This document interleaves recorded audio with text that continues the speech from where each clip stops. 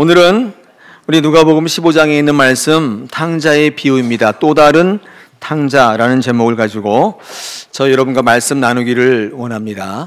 어떤 사람에게 두 아들이 있었다는 것이죠. 그 중에 둘째 아들이 어느 날 아버지에게 와서 말합니다. 아버지 재산 중에서 내게 돌아올 분깃을 먼저 주시오. 이렇게 말을 하는 것이죠. 참 한마디로 어이가 없는 아들입니다. 유대 사회에서는 이 재산 상속은 아버지가 돌아가고 난 다음에 그 장례할 때 한다고 그래요. 근데 아버지가 돌아가시지도 않았는데 재산 달라고 하니까 이거 무슨 말이에요? 빨리 죽으라는 얘기인가요?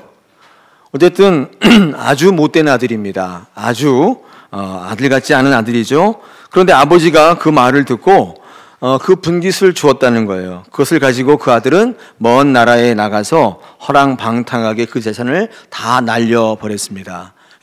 고생하다가 먹을 게 없으니까 힘드니까 아버지가 생각나서 돌아옵니다. 그때 아버지는 잔치를 베푸고 그 아들을 맞아들이고 가락지를 끼고 신을 신기고 살진 송아지를 잡고 잘 맞아주셨다는, 다시 아들로 삼아주셨다는 그런 내용이죠. 오늘 이 탕자의 비유는 너무나 잘 알려진 말씀이죠. 우리 교회에서뿐만 아니라 세상에서도 이 말씀 많이 인용합니다. 정치, 경제, 교육 이런 부분에서 다시금 회복되는 모든 일들을 가리켜서 이 탕자의 비유를 말씀하곤 합니다.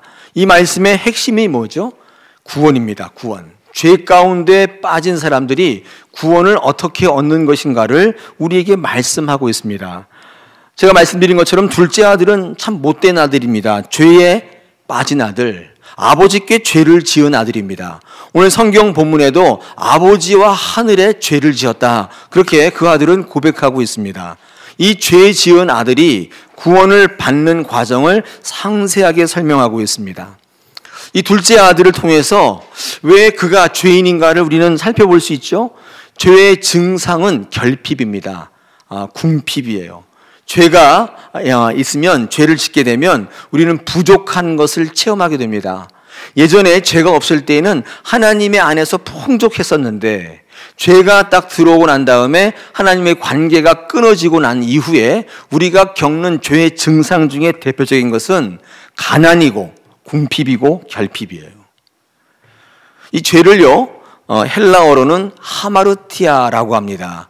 이 하마르티아라고 하는 단어는 화살을 쏠 때에 상황을 잘 나타내는 말인데, 화살이 이 관역을 비껴 나가는 거예요.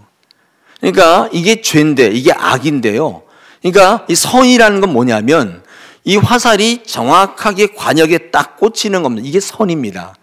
그러니까 하나님을 관역 삼고 하나님을 목적 삼고 하나님을 기준 삼아서 하나님께로 달려가는 거, 함께 날아가는 거, 이것이 성경이 말씀하는 선입니다.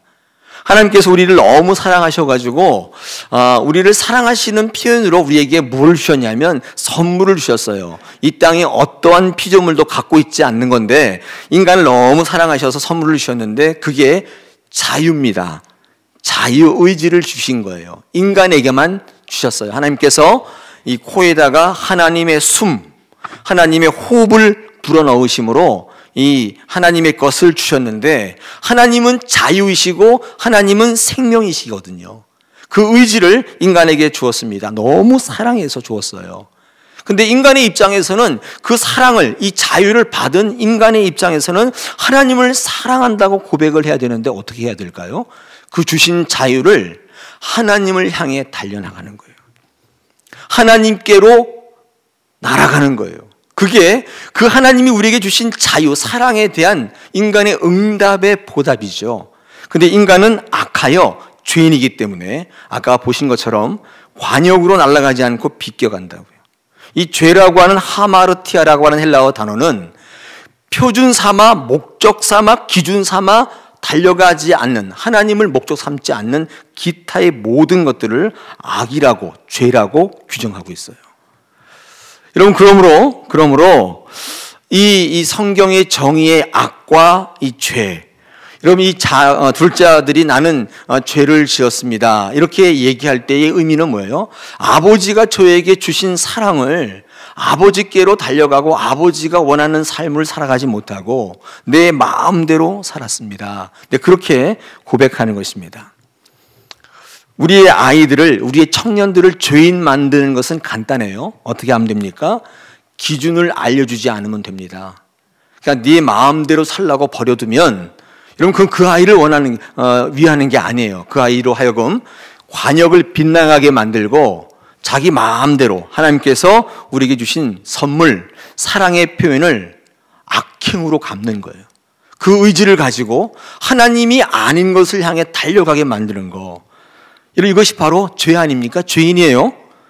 저 오늘 일부 예배 때 우리 교사들에게 그렇게 얘기했습니다. 우리 교회 학교에 교사들이 왜 중요하냐면 우리 어린 아이들에게 그 관역, 기준, 목표를 만들어주는 거예요. 어디로 날아가야 될지를 가르쳐주는 거예요. 그들이 하나님을 향하여 달려갈 수 있도록 만들어주는 거예요. 그렇지 않으면 뭐가 돼요? 교회에서 죄인을 양성하는 겁니다. 여러분 가정에서 죄인을 만드는 거예요.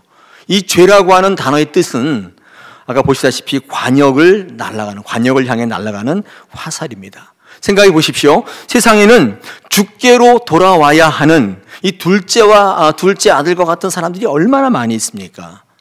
이 말씀은 그들에게 주께로 돌아오면, 회개하고 오면 그 어떤 것도 다 하나님께서 갚아주신다, 또 되돌려 주신다, 회복해 주신다, 그렇게 우리에게 말씀하고 있는 것과 같습니다. 자, 그러면 오늘 이 말씀은요, 이렇게 죄 지은 사람들이 주께로 돌아와서 구원을 얻어라 라는 말씀으로 끝나는가, 탕자의 이야기는 그것으로 끝나는가? 그렇지 않습니다. 오늘 성경 말씀에는요, 첫째 아들이 나오고 있습니다. 맏아들이죠. 문제가 바로 이 맏아들이라는 생각을 해봅니다. 이 맏아들은, 오늘 탕자의 비유에 나와 있는 맏아들은 이 주인공은 아닌 것처럼 보이지만 사실상 우리가 받아야 될 말씀 중에 하나예요. 이 맏아들은 우리의 관심에서 벗어나 있습니다. 왜냐하면 오늘 성경 말씀에 나와 있는 것처럼 한 번도 아버지 말씀을 어긴 적이 없어요. 또 재산을 달라고 한 적도 없고 허랑방탕하게 쓴 적도 없습니다. 그래서 많은 사람들이 이 아들에 대해서는 전혀 생각하지 않습니다. 근데 이 아들도 똑같이 죄인이라는 사실을 우리가 발견하게 됩니다.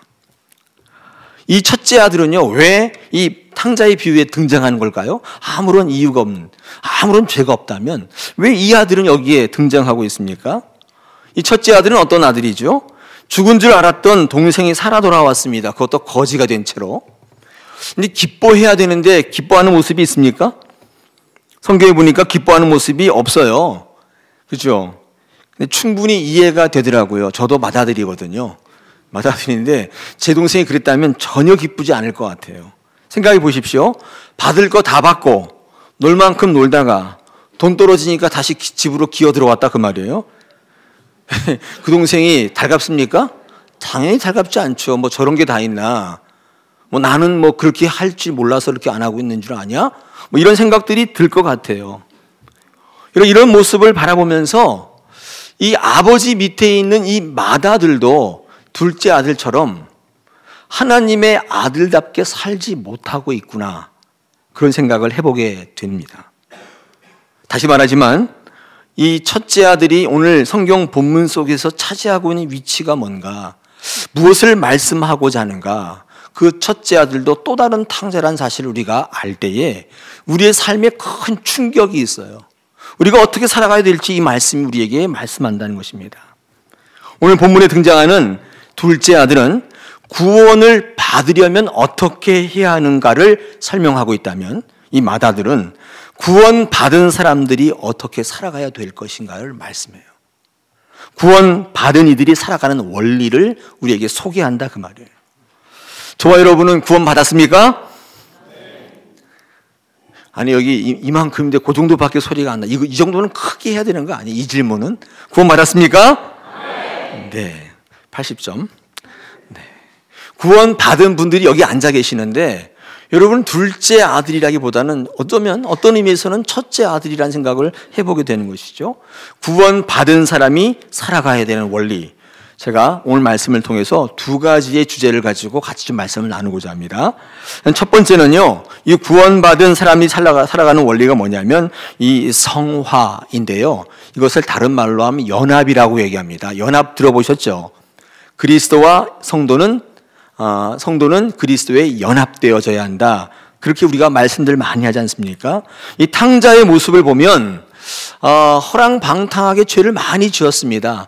죄를 짓고 회개해서 돌아왔어요. 그래서 아버지가 받아주시고 아버지 아들로 다시 집에 들어왔습니다. 근데 여러분 생각해 보실 게 있어요. 그 이후의 삶이 어땠을까를 한번 생각해 보십시오.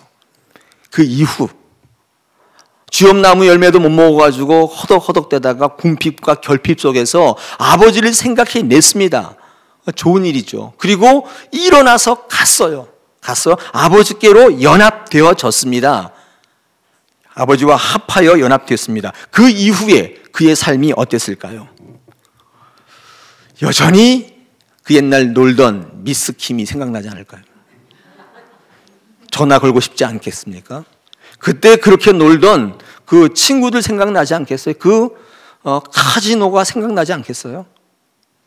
그렇겠죠. 그래서 또다시 아버지와 분리되어서 그 자리로 달려가고 싶은 생각이 하루에도 12번씩 더 났을 겁니다. 여러분, 그래서 구원이 되었다면, 구원받았다면 분리되지 말고 아버지와 합하여, 형님과 합하여 잘 살아야 돼요. 이게 구원받은 이들의 삶이에요. 그러려면 아버지와 동행하면서 아버지 말씀에 순종하면서 나갈 때 진정한 변화가 일어나는 것입니다. 구원 이후의 삶은 연합하는 삶이고 순종하는 삶이고 또 하나님께서 주시는 능력으로 말미암아 변화되는 삶입니다. 우리는 이것을 신학에서는 이렇게 얘기합니다. 성화. 성화는 성령으로 말미암는 변화를 성화라고 합니다. 사람이 변화될 때 두 가지 방법이 있어요. 내가 열심히 노력해서 나를 변화시킬 수도 있지만 그것을 성화라고 하지 않아요. 이 교회 내에 구원받은 사람의 변화는 성령에 이끌려서 성령이 변화시켜주는 거예요. 성령이 그 마음을 움직여주는 겁니다. 성령께서 환경과 조건을 만들어주시는 거예요. 우리는 그 성화를 체험하게 될 때 진정한 구원받은 삶의 모습으로 살아갈 수 있다는 거예요. 내가 안 돼요. 아까 얘기했잖아요. 또다시 가고 싶다니까요. 또다시 미스킴 생각난다니까요. 성령과 동일한 길을 걸어가면 동반자와 같은 동일한 변화를 체험하는 거예요. 아버지와 형제와 합하여 사는 삶. 여러분, 이것을 구원받은 성도의 삶이라고 하고 우리는 그렇게 살아가야 됩니다. 로마서 6장에 있는 말씀을 제가 한번 읽어보겠습니다. 눈으로 확인하시기 바랍니다.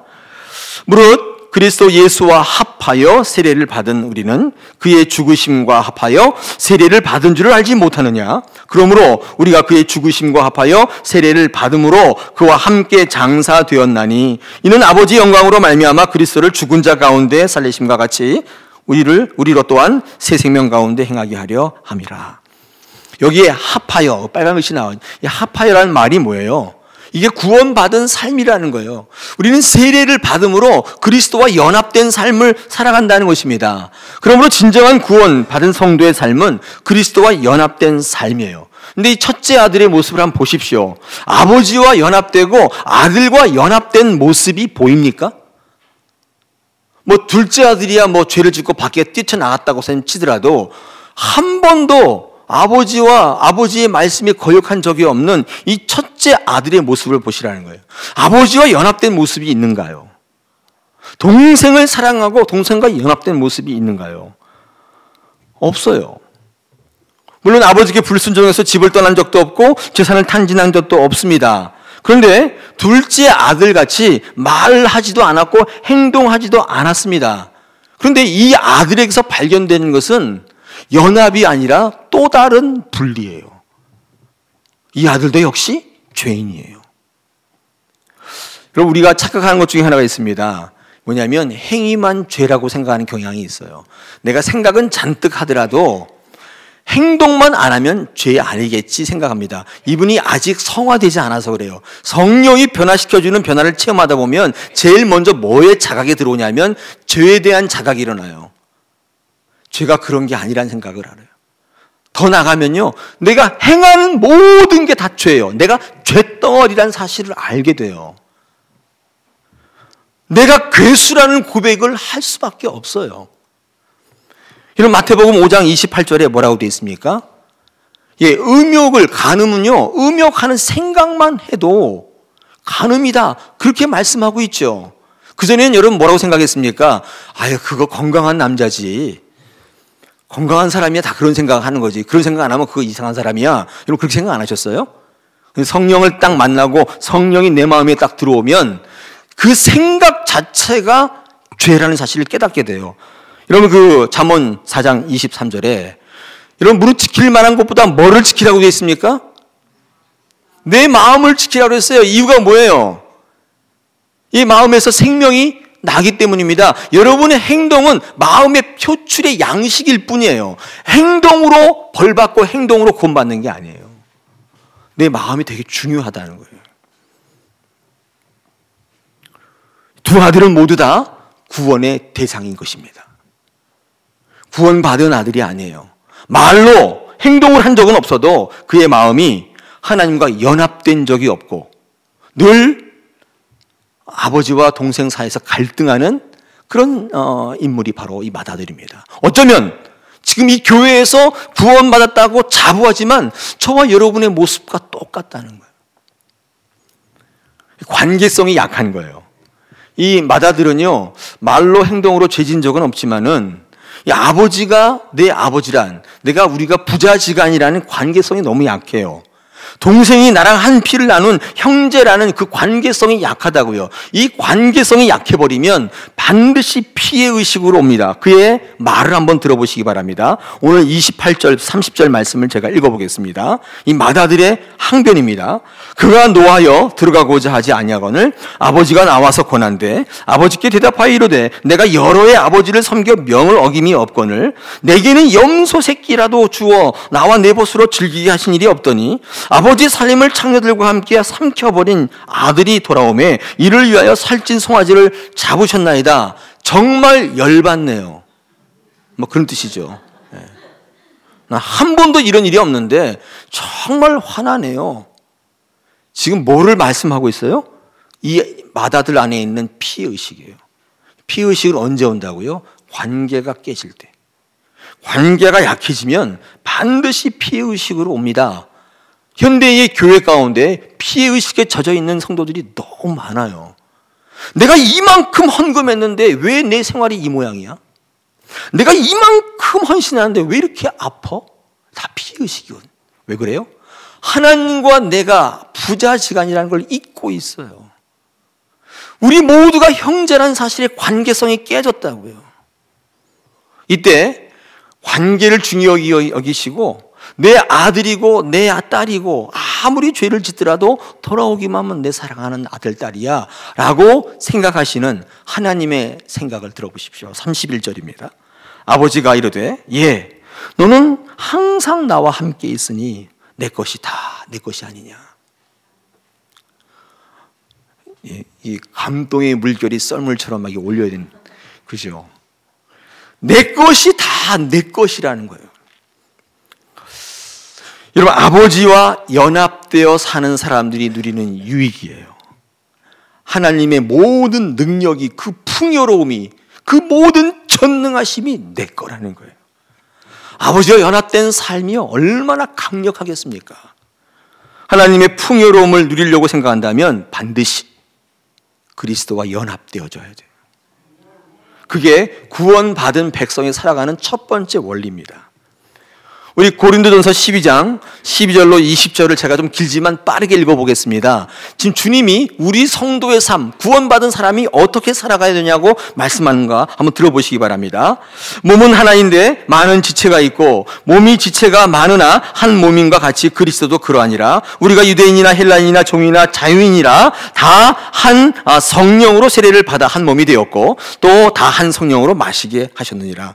몸은 한 지뿐만 아니라 또 또 여럿이니 만일 발이 이르되 나는 손이 아니니 몸에 붙어있지 아니하였다 할지라도 이로써 몸에 붙지 아니한 것이 아니요 또 귀가 이르되 나는 눈이 아니니 몸에 붙지 아니하였다 할지라도 이로써 몸에 붙지 아니한 것이 아니니 만일 온몸이 눈이면 듣는 곳은 어디며 온몸이 듣는 곳이면 냄새 맡는 곳은 어디냐. 그러나 이제 하나님이 그 원하시는 대로 지체를 각각 몸에 두셨으니 만일 다 한 지체뿐이면 몸은 어디냐. 이제 지체는 많으나 몸은 하나라. 이 무슨 말이에요? 주님은 몸이라는 거예요. 머리 대신 교회 머리 대신 주님 머리 계시고 또 몸도 주님이신데 우리는 거기에 다 붙어 있는 지체예요. 눈과 손과 발과 손으로 다 붙어 있는 거예요. 근데 여러분 이 손이 발에게 뭐라고 할 수 없어요. 야, 너 왜 그렇게 생겼냐? 그렇게 못한다 그랬죠. 다 각각 역할이 있기 때문에 이걸 상합이라고 그래요. 서로 유익을 주는 연합이죠. 상합. 한 번도 손이 발에게 뭐라고 한 적이 없어요. 이게 연합된 증거예요. 제가 지난번 수요 사경회 때 이런 얘기를 드린 적이 있습니다. 이 사람의 이 치아는 이빨이라고 하지 않습니다. 이가 혀를 시기해요. 너 왜 거기 붙어 있냐? 나쁜 놈? 막 깨물어. 제가 밥 먹다가 혀 여러 번 깨물어 봤는데 죽겠더라고요. 네. 만약에 이가 혀를 시기해서 막 깨문다면 여러분 제가 살아있을 수가 있겠습니까?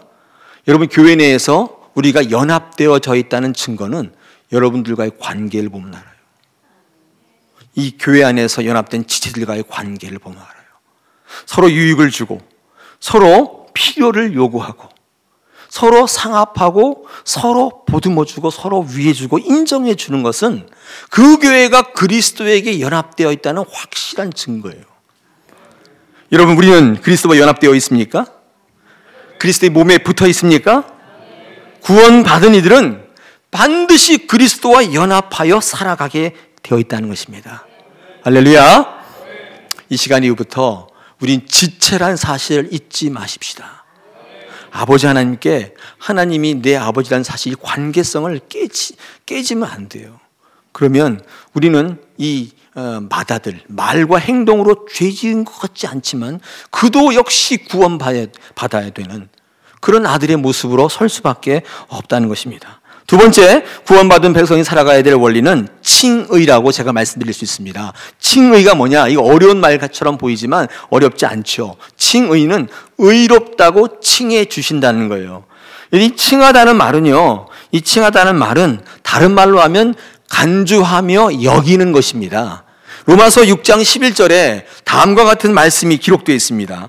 이와 같이 너희도 너희 자신을 죄에 대하여는 죽은 자요 그리스도 예수 안에서 하나님께 대하여는 살아있는 자로 여길지어다. 네. 너희는 살아있는 자다. 이렇게 안 하고 살아있는 자로 여기라는 거예요. 실상은 뭐예요? 죽을 수밖에 없다 그 말이에요. 자격 미달이에요. 이 여기다라는 말은 헬란 말로 계산하다라는 말입니다. 부족하지만 기준에 도달하지 않지만 그렇게 여겨주시겠다는 거예요. 원래는 안 돼요, 그 자격이.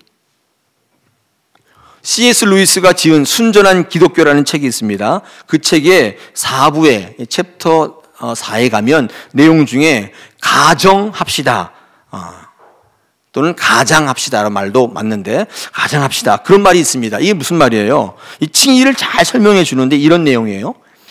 내가 그런 내용, 그런 자격이 안 되는데 그렇게 할 수 있다고 가정하자는 거예요. 가상하자는 거예요.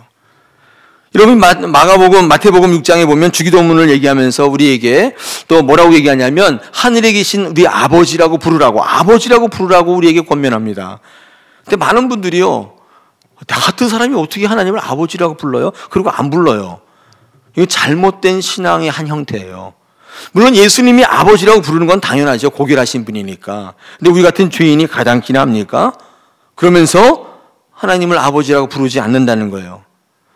여러분 이것은 어떻게 보면 굉장히 겸손한 모습처럼 보이지만 어떻게 보면 구원받은 백성이 어떻게 살아가야 되는지 잘 몰라서 사실은 하나님 앞에 교만한 모습으로 설 수밖에 없는 거예요. 우리가 자격이 있기 때문에 부르는 게 아니에요. 아들로, 자녀로, 딸로 여기며 살 때, 그 관계를 이어갈 때 우리는 담대히 주의 보좌 앞에 나갈 수 있는 거예요. 누가 하나님을 아버지라 부를 수 있어요? 자격 때문에? 제가 교회에서 가끔 일을 하다 보면 이런 말씀을 듣는 때가 있습니다. 아유, 목사님, 저는 자격 없습니다. 못합니다. 제가 어떻게 그런 일을 합니까?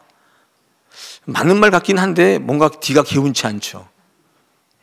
이렇게 여기시라니까요. 난 그런 사람이라고 여기십시오. 우리는 죽었다 깨어나도 우리 자력으로는 괜찮은 존재가 될 수가 없어요. 그렇게 여기며 살아가는 존재일 뿐입니다. 성령께서 우리의 마음 가운데 오셔서 그 권면하실 때 아멘으로 봐십시오. 우리는 칭의로 말미암아 우리는 의롭게 된 것이죠. 그게 뭐예요? 이신, 칭의.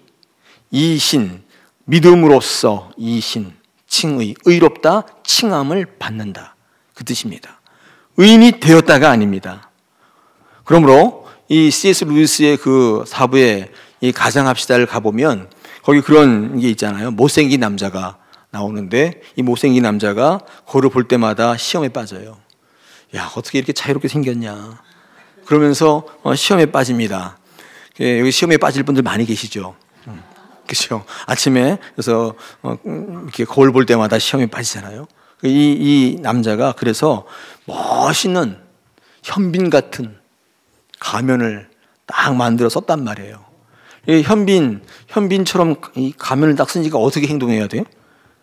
현빈같이 멋있게, 그죠? 이렇게 딱 멋있게 행동을 해야 되는데 그러다 보니까 나중에 어떻게 돼요? 얼굴이 현빈같이 변하더라는 거예요. 이 가면을 벗어보니까 그 안에 현빈이 딱 들어앉아 있는 거예요. 이런 비유지만 인간의 변화의 핵심을 잘 설명하는 거예요. 위장이 현실이 되는 거예요. 이게 복음의 본질을 잘 설명하는 것입니다. 우리는 하나님 믿고 살지만 여전히 엉터리잖아요. 의롭지 않습니다.